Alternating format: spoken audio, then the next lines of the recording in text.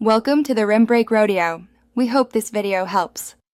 In this video, I will explain how to change a bathroom door lock.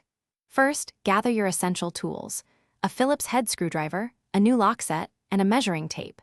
It's crucial to ensure your new lock set matches your door's existing backset and bore hole dimensions. Most residential doors have a backset of either 2 3/8 inches or 2 3/4 inches. Confirm these measurements before you begin to ensure a perfect fit and a smooth installation process. Now let's remove the old lock. Begin by locating the screws on the interior side of your current lock set. Use your screwdriver to carefully remove these screws. Once loosened, gently pull apart the two halves of the lock set from both sides of the door. Next, move to the edge of the door and unscrew the latch mechanism.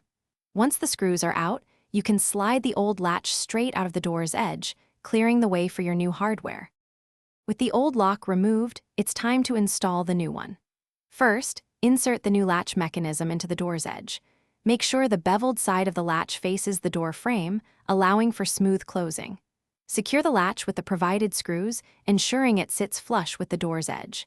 Next, slide the exterior half of your new lock set through the bore hole, carefully aligning its spindle with the latch mechanism.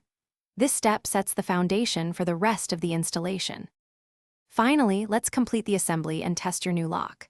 Attach the interior half of the lock set, aligning its screw holes with the exterior half. Insert and tighten the screws securely, but be careful not to over-tighten, which could damage the lock or door. Once assembled, close the door and test the lock's functionality.